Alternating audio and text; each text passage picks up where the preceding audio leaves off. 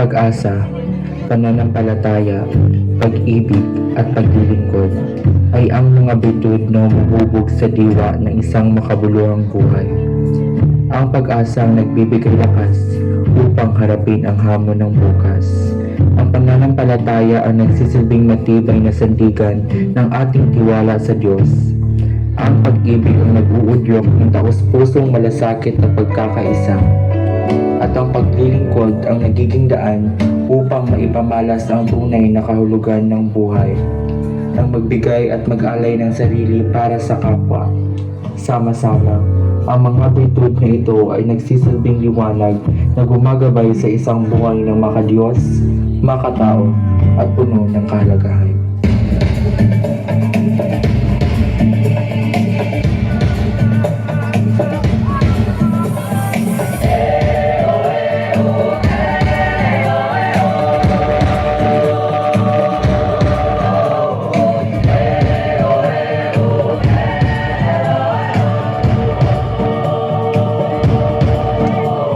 Bahin ang takot sa iyong damdamin, pamanas ang tangking galing. Tumayong buong tapang harapin ang buhay at kapin ang tagumpay. Tulungan ang kapwa at bigyang halaga, huwag hatakin ng pababa. Isipin mo sana ang sarili lang, pakisama bayanihan. Sukat nating isulong at ligawan ang magandang bukas. Ikaw at ako magkasama tayo sa lubungin ng kinabukasan.